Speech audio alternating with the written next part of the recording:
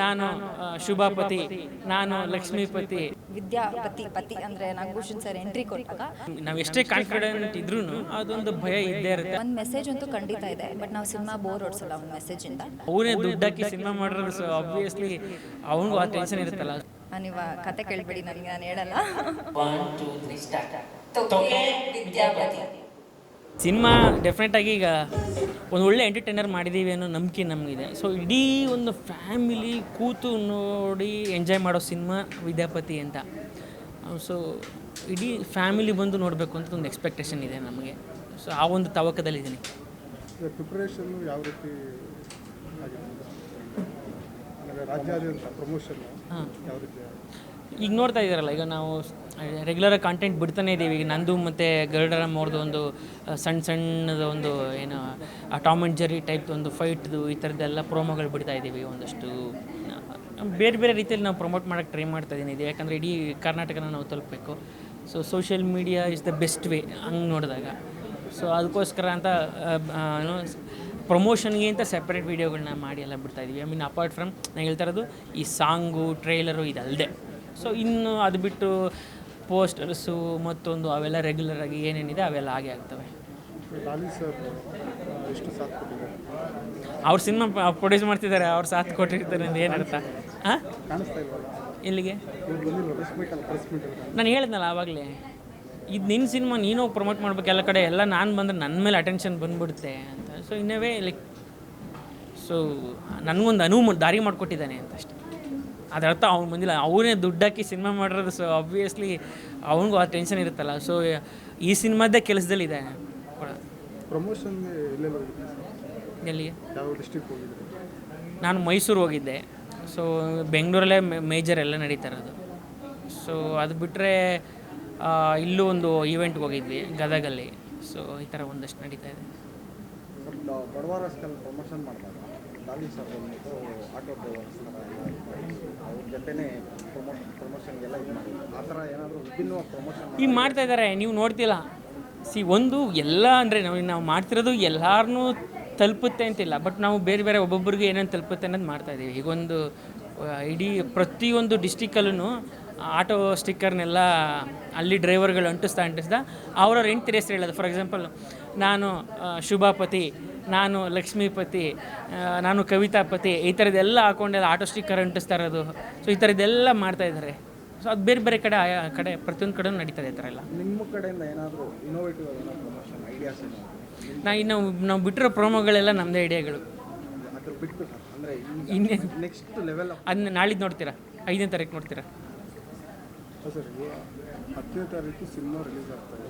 ಹೇಗೆ ಪ್ರೇಕ್ಷಕರ ಮುಂದೆ ಬರ್ತಾಯಿದೆ ವಿದ್ಯಾಪತಿ? ಒಂದು ಡೆಫಿನೆಟಾಗಿ ಒಂದು ಅಂದರೆ ಭಯ ಇದ್ದೇ ಇರುತ್ತೆ. ಅಂದರೆ ನಾವು ಎಷ್ಟೇ ಕಾನ್ಫಿಡೆಂಟ್ ಇದ್ರೂ ಅದೊಂದು ಭಯ ಇದ್ದೇ ಇರುತ್ತೆ. ಅದು ಒಳ್ಳೇದು ಕೂಡ.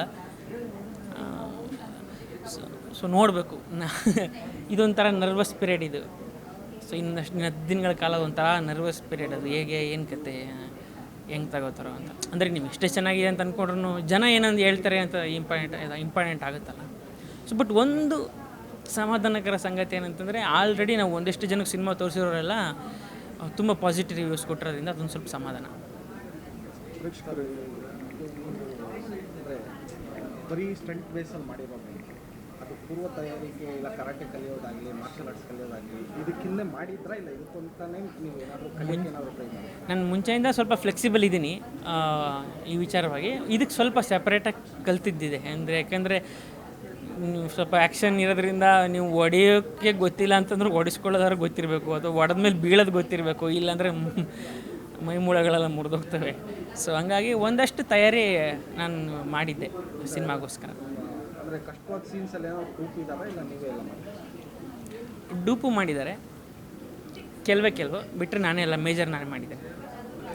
ಈ ಬೇಸಿಗೆ ರಜೆಯಲ್ಲಿ ಒಂದು ಒಳ್ಳೆ ಫ್ಯಾಮಿಲಿ ಎಂಟರ್ಟೈನರ್ ಕನ್ನಡ ಸಿನಿಮಾ ನಿಮ್ಮ ಮನೆಗಳ ಹತ್ರನೇ ಬರ್ತಾಯಿದೆ. ಅಂದರೆ ಎಲ್ಲ ಕಡೆ ರಾಜ್ಯದಾದ್ಯಂತ ಎಲ್ಲ ಬಹುತೇಕ ಎಲ್ಲ ಕಡೆ ನಾವು ರಿಲೀಸ್ ಮಾಡ್ತಾಯಿದ್ದೀವಿ ಸಿನಿಮಾನ. ಸೊ ನೀವೆಲ್ಲ ಹೋಗಿ ಕುಟುಂಬ ಸಮೇತ ಹೋಗಿ ಸಿನಿಮಾನ ನೋಡಿ ಎಂಜಾಯ್ ಮಾಡಿ ಅಂತ ಕೇಳ್ಕೊತೀನಿ.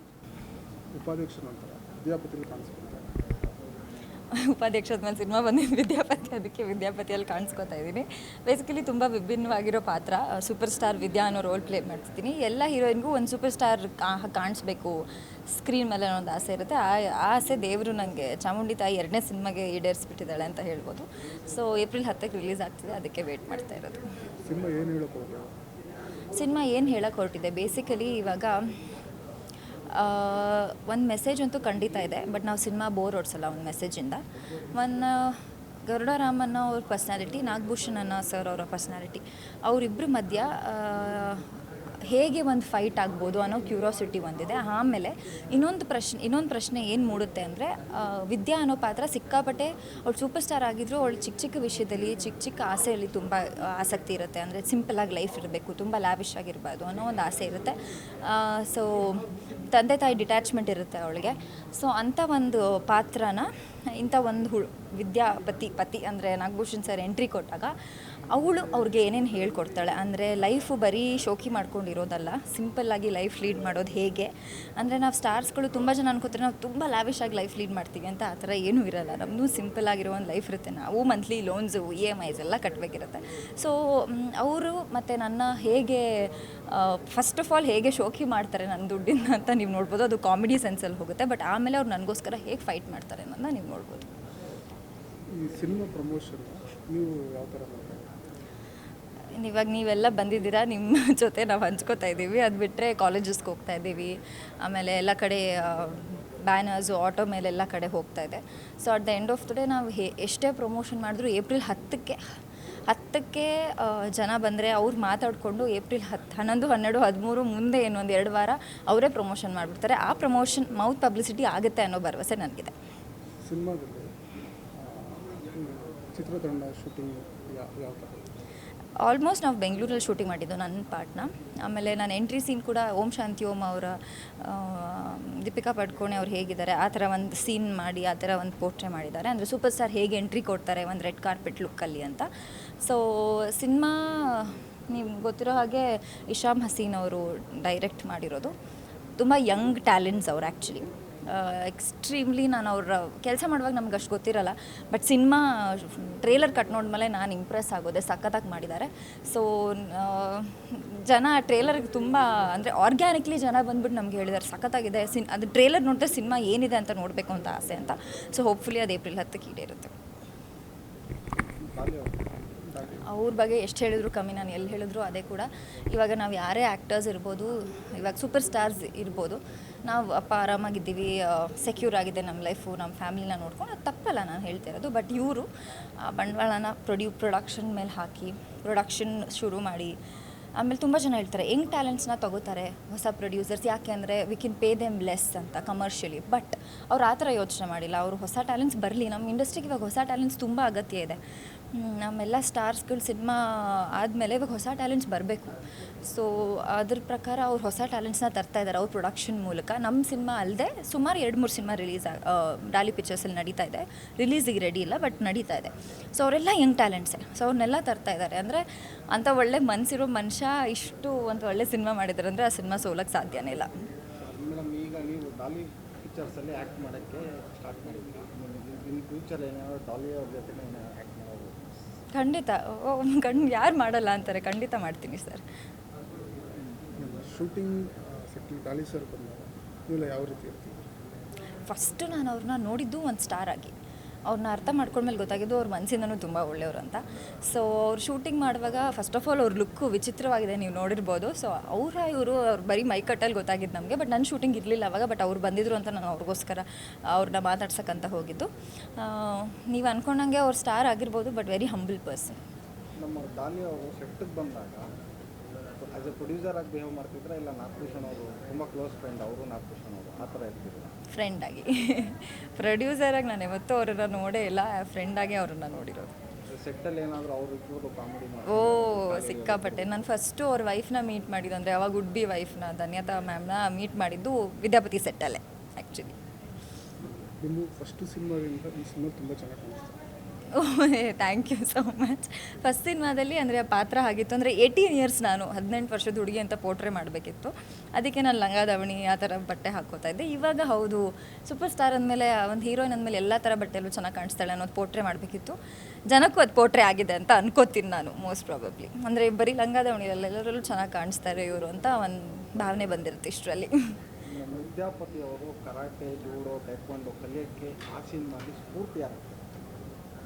ಆ ಸಿನಿಮಾದಲ್ಲಿ ಸ್ಫೂರ್ತಿ ಯಾರಾಗ್ತಾರೆ ಅದನ್ನು ನೀವು ಕತೆ ಕೇಳಬೇಡಿ, ನನಗೆ ನಾನು ಹೇಳಲ್ಲ. ಏನು ಕಲಿತಾರೆ ಅಂದರೆ ಒಂದು ಅವಮಾನ ಆಗುತ್ತೆ ಮನುಷ್ಯನಿಗೆ. ಅವಮಾನ ನನ್ನಿಂದನೋ ಅಥವಾ ಗರುಡಾರಾಮಿಂದನೋ ಅಥವಾ ಅನಕೊಂಡಾಯಿಂದನೋ ಗೊತ್ತಿಲ್ಲ. ಅವ್ರಿಗೊಂದು ಅವಮಾನ ಆದಾಗ ಇವಾಗ ನಾವು ಎಷ್ಟೇ, ಇವಾಗ ಒಬ್ರು ದಪ್ಪ ಇರ್ತಾರೆ, ತೆಳ್ಳಗಾಗಿ ನಾವು ಎಷ್ಟೇ ಹೇಳಿದ್ರು ಅವ್ರ ಮನಸ್ಸಿಗೆ ಬರಬೇಕದು, ನಾನು ತೆಳ್ಳಗಾಗಬೇಕು, ನಾನು ಚೆನ್ನಾಗಿ ಕಾಣಿಸ್ಬೇಕು ಅನ್ನೋದು ಒಂದು ಇದ್ದಾಗ, ಸೊ ಮನಸ್ಸಲ್ಲಿ ಅವ್ರಿಗೆ ಒಂದು ಪರಿವರ್ತನೆ ಆಗಿ ಅವ್ರದ್ದು ಕೆಲಸ ಮಾಡೋದು. ಯಾರಿಂದನೂ ಅದಾಗಲ್ಲ. ಕೊನೆಯದಾಗಿ ಪ್ರೇಕ್ಷಕರು ಎಲ್ಲರಿಗೂ ಹೇಳೋದು, ಏಪ್ರಿಲ್ 10ಕ್ಕೆ ಸಿನಿಮಾ ರಿಲೀಸ್ ಆಗ್ತಿದೆ. ದಯವಿಟ್ಟು ಚಿತ್ರಮಂದಿರಕ್ಕೆ ಬಂದು ಸಿನಿಮಾ ನೋಡಿ. ಯಾಕಂದರೆ ನಿಮಗೆ ಸಿನಿಮಾ ಬಂದು ನೋಡಿದ್ರೆ ಖಂಡಿತ ಇಷ್ಟ ಆಗುತ್ತೆ. ಒಂದು ಕ್ಲೀನ್ ಕಾಮಿಡಿ ಇರೋ ಸಿನಿಮಾ. ಆಮೇಲೆ ನಿಮ್ಮ ಲೈಫಲ್ಲಿ ಏನೇ ಟೆನ್ಷನ್ಸ್ ಇರಲಿ, ಏನೇ ಇರಲಿ, ಇದೊಂಥರ ಗೋಲ್ಡ್ ಸಿನಿಮಾ ಅಂತೂ ಅಲ್ವೇ ಇಲ್ಲ. ನೀವು ಬಂದ ತಕ್ಷಣ ನಿಮ್ಗೆ ಆರಾಮಾಗಿ 2 hours ನಿಮ್ಮ ಚಿಂತೆನ ಮರೆತುಬಿಟ್ಟು ನೀವು ಆರಾಮಾಗಿ ಸಿನಿಮಾ ನೋಡ್ಬೋದು. ದಯವಿಟ್ಟು ಎಲ್ಲರೂ ಏಪ್ರಿಲ್ 10ಕ್ಕೆ ವಿದ್ಯಾಪತಿ ಸಿನಿಮಾನ ಚಿತ್ರಮಂದಿರಕ್ಕೆ ಬಂದು ನೋಡಿ. Thank you.